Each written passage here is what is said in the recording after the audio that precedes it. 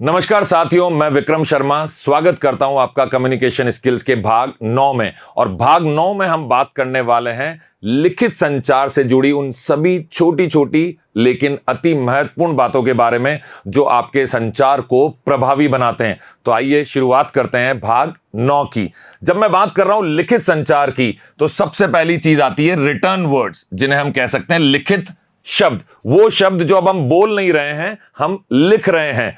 आमतौर पर ये एक प्रतीक या अक्षर होते हैं जिनके माध्यम से हम हमारी भाषा, हमारे विचार या विचारों का प्रतिनिधित्व करने का काम करते हैं और इनको दर्ज किया जाता है किसी सतह पे।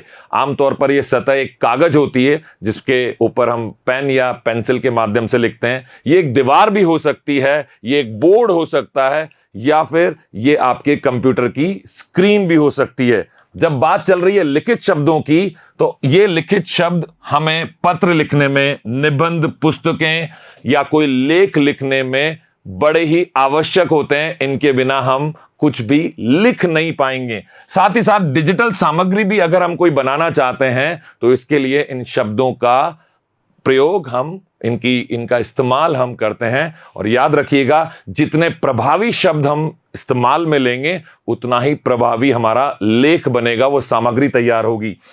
संचार में या प्रलेखन में, जिसको हम डॉक्यूमेंटेशन में भी बोलते हैं, और साथ ही साथ हमारी अभिव्यक्ति में इन लिखित शब्दों का बड़ा ही महत्व है। जब बात चल रही है लिखित शब्दों की, तो याद रखिए लिखित शब्द जो हैं वो पाठकों को जानकारी देने में, उन्हें प्रेरित करने में, उनका मनोरंजन करने में और उनकी भावनाओं को उजागर करने में या उनकी भावनाओं को उत्तेजित करने में काम आते हैं। जिससे कि आप जब कोई शब्द लिखेंगे तो उससे उनकी भावनाओं को तक हमारी पहुंच बनती है और इस तरीके से हमारा जो संचार का तरीका है, लिखित संचार का तरीका, वो प्रभावी बनता है। जब बात चल रही है रिटन कम्युनिकेशन की, तो सबसे खास बात है आपके जो भी लिखित शब्द हैं या जो लेख आप लिख रहे हैं उसमें क्लैरिटी होनी चाहिए, उसमें प्रिसिशन होना चाहिए। इसका मतलब स्पष्टता और परिष्करण का होना अति आवश्यक है। पहले भी कई बार बता चुका हूं, सीधी बात, नो बकवास। मतलब आप टू द पॉइंट लिखिए, गोल गोल बातों को मत घुमाइए, उसमें स्पष्टता लेकर आइए और उसको सीमित शब्दों में, जो बात 4 लाइन में समझाई जा सकती है, लिखी जा सकती है, जिसका पूरा निष्कर्ष 4 लाइनों में निकल आए, उसके लिए 2 पेज लिखने की कोई आवश्यकता नहीं है। तो ये लिखने के दौरान भी आपको ध्यान रखना है। और मैंने पहले आपको मौखिक संचार में भी समझाया था कि आपको क्लैरिटी और प्रिसीजन, मतलब स्पष्टता और परिष्करण का ध्यान हर हाल में रखना ही होगा। जब आगे बात चलेगी रिटन कम्युनिकेशन मतलब लिखित संचार की, तो बात आएगी व्याकरण और वाक्य संरचना की। अब देखिए, व्याकरण का सीधा सीधा मतलब है एक नियम, एक कायदा जिसके अंतर्गत हम कोई भी बात को लिखेंगे। ये लिखने के नियम, कायदे व्याकरण के माध्यम से हमें समझ में आते हैं। और जहां बात आती है वाक्य संरचना की, तो इन नियम कायदों को ध्यान में रखते हुए जब हम वाक्यों की संरचना करते हैं कोई भी लेख लिखने के लिए, तो उसको वाक्य रचना के अंतर्गत देखते हैं। जब बात चल रही है ग्रामर मतलब व्याकरण की, तो ये ग्रामर का शब्द प्रयोग, वाक्य संरचना, विराम चिन्ह, पूर्ण विराम कहां आएगा, अल्प विराम कहां आएगा, ये सब ध्यान में रखना ही व्याकरण को समझना कहलाता है। और वाक्य की जो रचना आप करते हैं, ये बिना व्याकरण के अधूरी है, या यूं माने संभव ही नहीं है कि बिना व्याकरण के हम एक अच्छे वाक्य की रचना कर पाएं। आगे जब हम बात करते हैं वाक्य की रचना करने के बारे में, तो जो ग्रामर है, जिसे हम व्याकरण बोलते हैं, उस व्याकरण का सही उपयोग करते हुए बात को प्रभावी तरीके से लिखना, उसे संगठित करना, इसे ही बोला जाता है वाक्य की रचना। दोनों ही चीजें, चाहे वो ग्रामर हो, चाहे वो सिंटैक्स हो, मतलब चाहे वो व्याकरण हो, चाहे वो वाक्य की रचना हो, इससे आप स्पष्ट और प्रभावी संचार करते हैं। जब तक आपका संचार स्पष्ट नहीं होगा, उससे आप प्रभाव नहीं छोड़ पाएंगे, वो सदा अधूरा बना रहेगा। तो याद रखिए, सही व्याकरण और व्याकरण के उपयोग करते हुए सही वाक्य रचना, ये आपको हमेशा आपके प्रभावी संचार के लिए महत्वपूर्ण चीजें देती हैं। जब मैं बात करता हूं रिटन कम्युनिकेशन या लिखित संचार की, तो बात आती है औपचारिकता की। अब जब आप किसी स्कूल के लिए, एक स्कूल के बच्चे के लिए, वो 5वीं 6वीं 7वीं कक्षा का बच्चा है या 11वीं 12वीं कक्षा का बच्चा है, तो इनकी समझ में फर्क है। अब एक स्कूल के लिए आप कोई किताब लिख रहे हैं, कोई लेख लिख रहे हैं, तो उस वक्त आपको अलग तरीके की संरचना रखनी पड़ेगी अपने लिखित संचार के दौरान। वहीं अगर आप अपने मित्र को कोई पत्र लिख रहे हैं, तो वहां आपको इतनी औपचारिकता की आवश्यकता नहीं होगी। तो जब कभी भी बात आती है रिटन कम्युनिकेशन, लिखित संचार में औपचारिकता की, तो ये संचार और व्यवहार में स्थापित परंपराओं, रीति रिवाजों और नियमों का पालन किस तरह से किया जाए, इसको परिभाषित करता है। तो याद रखिएगा, औपचारिकता सिर्फ बातचीत के दौरान नहीं, लिखने के दौरान भी बड़ी महत्वपूर्ण है। यही फॉर्मेलिटी, मतलब औपचारिकता की बात की जाए तो यह विभिन्न तरीकों से प्रकट होती है। इसमें भाषा का उपयोग, कई बार जब हम किसी से मिलते हैं तो हमारा पहनावा भी औपचारिकता का ही हिस्सा होता है, हमारा आचरण भी औपचारिकता का हिस्सा है। लेकिन यहां तो बात चल रही है लिखने की, तो लिखने के दौरान आपके शब्दों की मर्यादा, आपके किसी को संबोधन करने वाले जो शब्द हैं, वो शब्द आपके औपचारिकता के स्तर को निर्धारित करते हैं।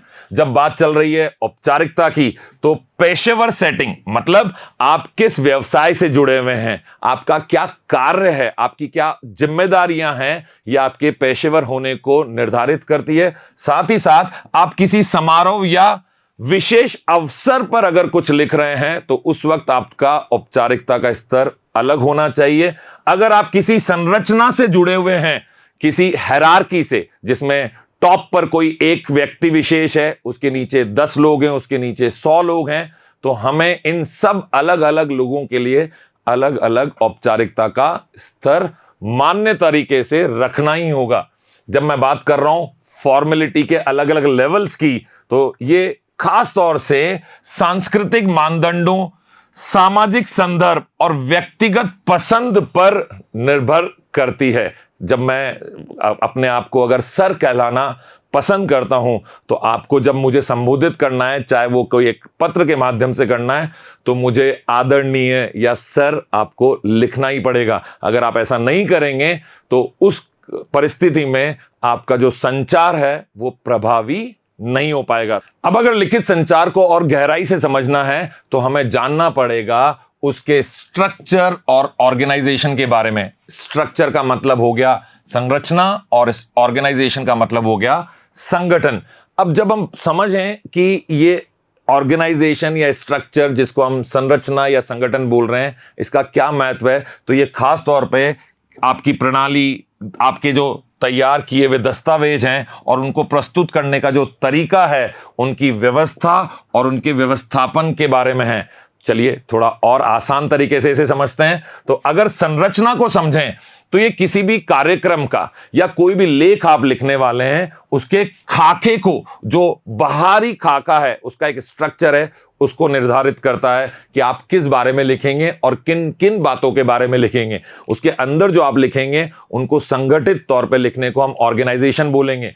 तो जब मैं ऑर्गेनाइजेशन या संगठन की बात करता हूं, तो ये आपके प्रवाह को निर्धारित करता है। जब आप बात लिख रहे हैं, तो अगली बात पिछली बात से पूर्ण रूप से जुड़ी हुई हो, तो यह आपके तार्किक प्रवाह, जिसमें सही तर्क है, सही लॉजिक जिसमें हमने दिया है, उसकी स्पष्टता को प्राप्त करने के लिए पूर्ण रूप से जो संगठन किया जाता है बातों का, शब्दों का, लेख के दौरान, उसे हम संगठन कहते हैं। ये दोनों ही बातें बहुत महत्वपूर्ण है। जब भी आप कुछ लिखने जाएं, तो पहले उसकी संरचना पे काम करें और उसके बाद उसके संगठन पे काम किया जाएगा, ताकि पढ़ने वाले को पूर्ण रूप से आपकी बात समझ भी आए और समग्र प्रभाव भी आप अपनी लिखी हुई बात का उसके ऊपर छोड़ पाएं।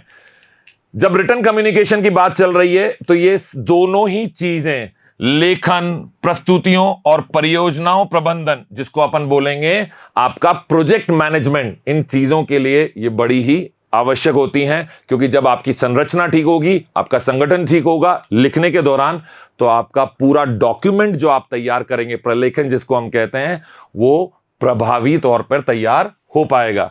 आगे जब भी आप कुछ लिख रहे हैं, तो यह बड़ा आवश्यक है कि आपको पता हो कि आपका दर्शक कौन है। आपको दर्शक के प्रति जागरूक होना जरूरी है। जो भी पढ़ने वाला है, जो आपका पाठक है, उसकी भावनाओं को समझना, उसकी उम्र को समझना, उसके ज्ञान के स्तर को समझना, इसी को हम बोलते हैं ऑडियंस अवेयरनेस। यह संदर्भित करता है दर्शक की विशेषताओं को, उसकी पसंद को और उसकी आवश्यकताओं को। और अगर आप किसी लेखन के दौरान यही नहीं जानते कि इसे पढ़ने वाला कौन है, तो आप कभी प्रभावी तौर पर वो लेख या वो पुस्तक, वो निबंध या वो पत्र कभी भी नहीं लिख पाएंगे। तो याद रखिए, जब ऑडियंस अवेयरनेस या दर्शक जागरूकता की बात चल रही है, तो इसमें ज्ञान का स्तर और कई सारे ऐसे सांस्कृतिक पृष्ठभूमि से जुड़े हुए कारक हैं जो निर्धारित करते हैं कि हमारा दर्शक कैसा है और हमारा लेखन कैसा होना चाहिए। इतना ही नहीं, जब कभी भी आपको अपने दर्शक के बारे में और जानकारी जुटानी हो, तो ये याद रखिए कि आपका जो संवाद है और आपकी जो प्रस्तुति है, वो उसे आकर्षित करनी चाहिए। अब एक छोटे बच्चे को बड़ी मजेदार कहानियां जिसमें जादू की बात हो, वो प्रभावित कर सकती हैं, लेकिन एक बड़े वयस्क इंसान को ये सारी बातें इतना प्रभावी तौर पर सुनने में या पढ़ने में इतनी मजेदार कभी नहीं लगेंगी। तो आप जब लिखें तो विशेष तौर पर ध्यान रखें कि आप किसके लिए लिख रहे हैं और क्यों लिख रहे हैं।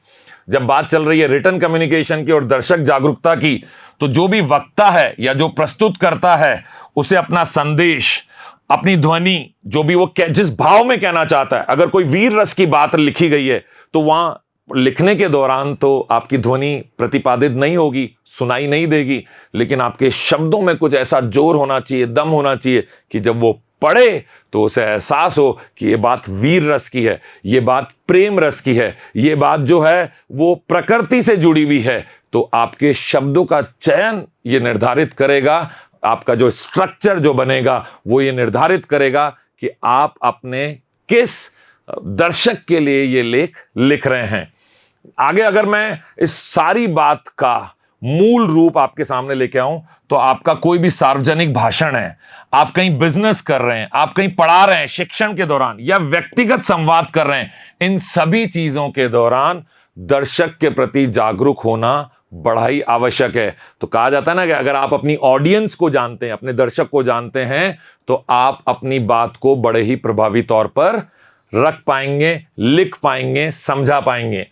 दूसरी जो सबसे महत्वपूर्ण बात मुझे लगती है किसी भी लेखन प्रक्रिया के दौरान, उन्हें हम बोलते हैं विजुअल एलिमेंट्स, दृश्यात्मक तत्व।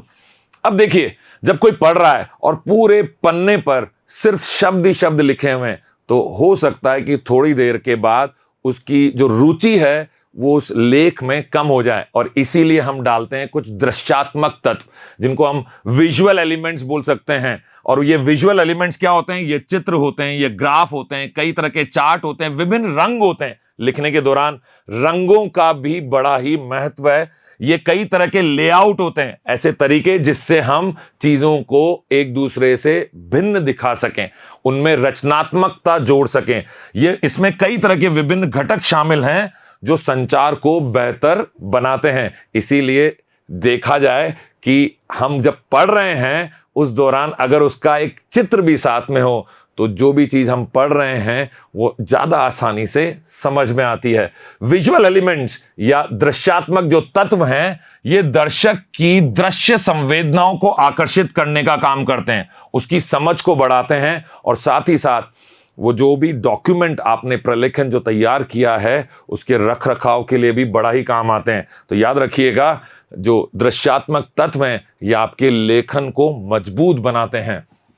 रिटन कम्युनिकेशन में इन दृश्यात्मक तत्वों को और या किसी भी जटिल जानकारी को समझाने के लिए इन्हें उपयोग में लिया जा सकता है। कोई भी जटिल से जटिल बात हो, एक चित्र के माध्यम से उसे बड़ी आसानी से समझाया जा सकता है। कई मुख्य बिंदुओं को हम चित्रों के माध्यम से हाईलाइट कर सकते हैं, और भावनाओं को जो पढ़ने वाला है, जो पाठक है, उसकी भावनाओं को, उसकी प्रतिक्रियाओं को बढ़ावा दे सकते हैं। तो जिस प्रकार की भावना हमें पढ़ने के दौरान चाहिए, हम चाहते हैं कि वो इस जगह पे थोड़ा भावनात्मक हो जाए, थोड़ा उग्र हो जाए, थोड़ा गंभीर हो जाए, थोड़ा आनंदित महसूस करे, उस प्रकार के चित्र हमारे शब्दों से मेल खाते हुए हम हमारे लेखन में शामिल कर सकते हैं। रिटन कम्युनिकेशन के दौरान जो विजुअल एलिमेंट, जिन्हें हम दृश्यात्मक तत्व कहते हैं, इनका प्रयोग प्रस्तुतियों, विज्ञापनों में, वेबसाइट, जो आजकल हम कोई भी जानकारी लेना चाहते हैं किसी कंपनी के बारे में, किसी भी ऑर्गेनाइजेशन के बारे में, संगठन के बारे में, तो उन सब की अपनी एक वेबसाइट होती है। और जब हम उस वेबसाइट पर जाते हैं तो कई तरह के चित्रों के माध्यम से उन्होंने अपनी बात को समझाया होता है। शैक्षणिक सामग्रियों में भी ये दृश्यात्मक तत्व महत्वपूर्ण रोल अदा करते हैं। तो याद रखिए दोस्तों, जब कभी भी आप लिखें तो इन दृश्यात्मक तत्वों की मदद जरूर लीजिए। ये ध्यान आकर्षित करने में काम आते हैं, ये संदेश को प्रभावी ढंग से संचारित करने में काम आते हैं, और ये एक सम्मोहन की प्रक्रिया को बढ़ाते हैं। मतलब ये सामने वाले की जो सोच है, सामने वाले का जो ध्यान है, उसको आकर्षित करने में बड़ा ही महत्वपूर्ण रोल अदा करते हैं। आगे जब कभी आप लिखें तो एक चीज होती है, इसे बोलते हैं रिवीजन। रिवीजन मतलब संशोधन, और दूसरा होता है एडिटिंग। एडिटिंग मतलब संपादन। अब ये दोनों ही बातें बड़ी महत्वपूर्ण है। चलिए इन्हें समझते हैं। ये प्रक्रियाएं जो हैं, ये लिखित सामग्री में समझ, संबंध और गुणवत्ता को बेहतर बनाने के लिए काम में ली जाती हैं। जब आपने कुछ लिख दिया, आपने देखा होगा किसी किताब का एडिशन आता है, लिखी गई थी सन 2000 में, अब हम कोई 2010 का एडिशन देख रहे हैं, फिर 2020 का एडिशन आ रहा है, और अब आ गया मान लीजिए 2024 का एडिशन। तो ये 10, 20 और 24 के एडिशन का मतलब क्या है? इसका मतलब है कि किताब भले ही पहले लिखी गई थी, लेकिन समय के साथ उसमें कुछ न कुछ बदलाव किए गए, उसमें कुछ संशोधन, कुछ संपादन किए गए हैं।